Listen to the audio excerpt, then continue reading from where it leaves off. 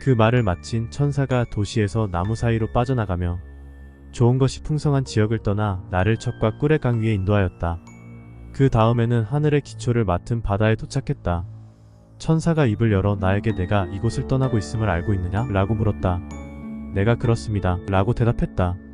천사가 자, 따라와라. 불경스러운 자와 죄인들의 영혼을 보여주어 그들의 장소가 어떤 곳인지 알려주겠다. 라고 말했다. 나는 천사와 함께 떠나서 해가 지는 곳으로 갔다. 거기서 거대한 강물이 떠받치고 있는 하늘의 시작을 보았다. 내가 이 강물은 무엇입니까? 라고 물었다. 천사가 온 땅을 둘러싸고 있는 바다이다. 라고 대답했다. 그 바닷가에 서서 바라다보니 빛은 전혀 없고 암흑과 슬픔과 비탄이 가득하기에 내가 탄식하였다. 거기 다른 구덩이가 있고 한가운데 강이 흘렀다. 강물에 빠진 무수한 남녀를 구더기가 파먹고 있었다. 내가 탄식하여 울면서 천사에게 저 사람들은 누구입니까? 라고 물었다.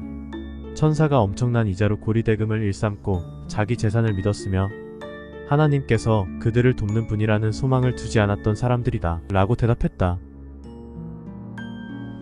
나는 단단히 폐쇄된 다른 장소로 눈을 돌렸다. 벽으로 쌓인 그곳에도 불이 타올랐다. 나는 거기서 자기 혀를 씹어먹고 있는 남녀들을 보았다. 그래서 저 사람들은 누구입니까? 라고 물었다. 천사가 하나님의 말씀에 전혀 주의를 기울이지 않고 그 말씀을 모독한 사람들이다. 하나님과 천사들을 전부 무시했다. 그래서 이제 특별한 벌을 받는 것이다. 라고 대답했다. 나는 구덩이 아래쪽에 다른 구멍을 보았다. 피로 가득 찬 듯했다. 내가 천사에게 저곳은 무엇입니까? 라고 물었다. 천사가 모든 형벌이 저곳으로 흘러모인다. 라고 대답했다.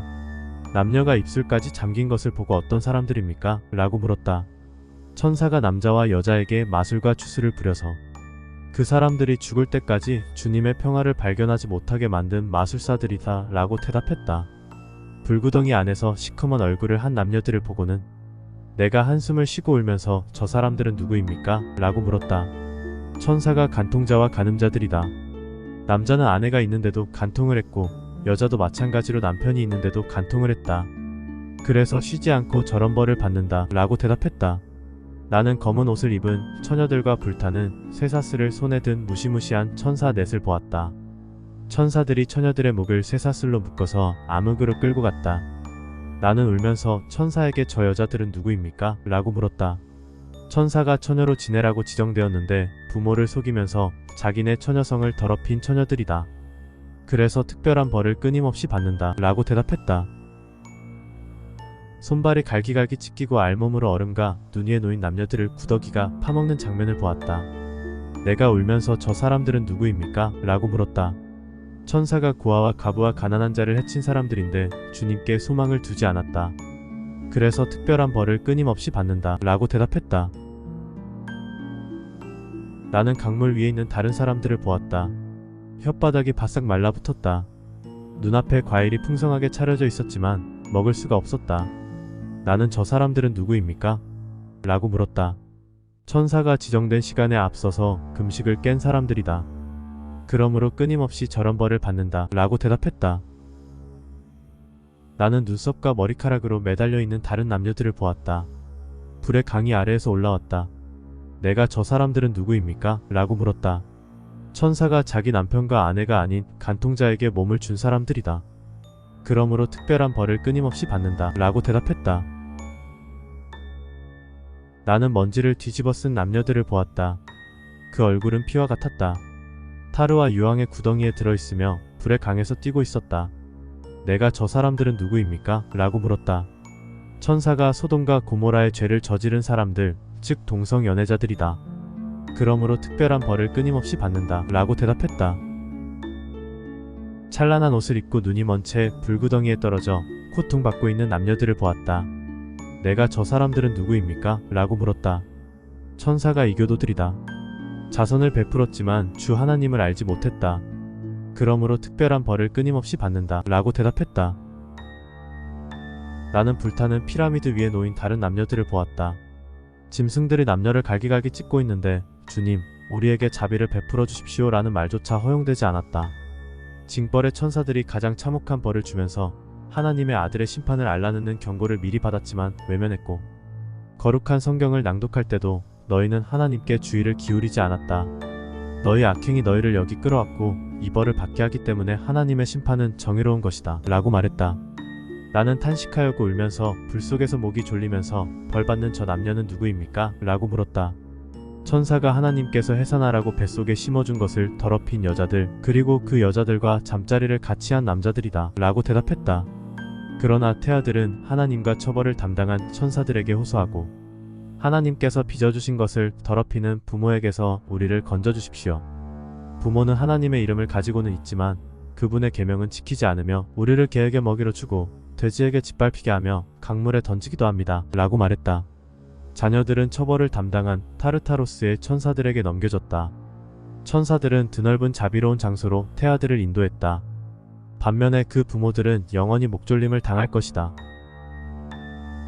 그 광경에 이어서 나는 타르와 유황불이 잔뜩 묻은 누더기를 걸친 남녀들을 보았다. 용들이 금옥과 어깨와 다리를 칭칭 감았다. 불타는 뿔을 가진 천사들이 그 사람들을 가두어 두들겨 패고 콧구멍을 막아 버리면서 마땅히 회개하고 하나님을 섬겨야 하는 시간을 왜 미리 알아보지 못하고 또 그렇게 행동하지 않았느냐? 라고 말했다. 나는 탄식하고 울면서 인간에게 재앙이다.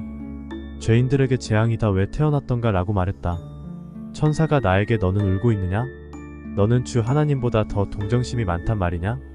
주님은 영원히 축복받았고 심판을 정하셨으며 각자에게 선과 악을 선택하고 원하는 대로 결정하고 행동하도록 허락해 주셨다 라고 말했다. 내가 더욱 세차게 흐느끼자 천사가 더 참혹한 처벌을 보지도 않고 울고 있단 말이냐? 따라오너라. 이런 것보다 7배나 심한 처벌을 보여주겠다 라고 말했다.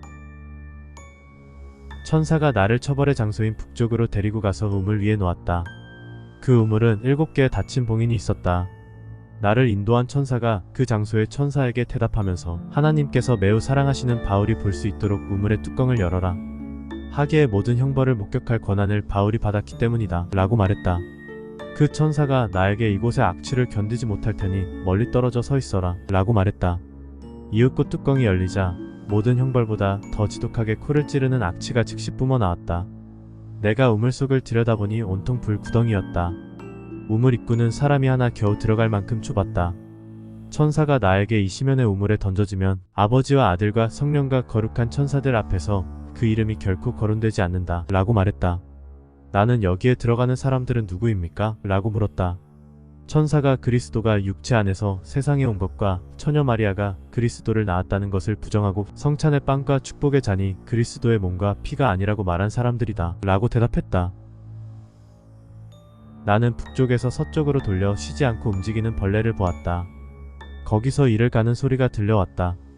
그 벌레는 길이가 50cm나 되고 머리가 둘이었다. 나는 추위에 갇힌 남녀들이 이를 가는 것을 보았다. 그래서 저기에 있는 사람들은 누구입니까? 라고 물었다. 천사가 그리스도가 부활하지 않았고 육체에게는 부활이 없다고 말한 사람들이다 라고 말했다. 나는 저곳에는 불이나 열이 전혀 없습니까? 라고 다시 물었다. 천사가 저곳에는 추위와 눈밖에 없다 라고 대답했다.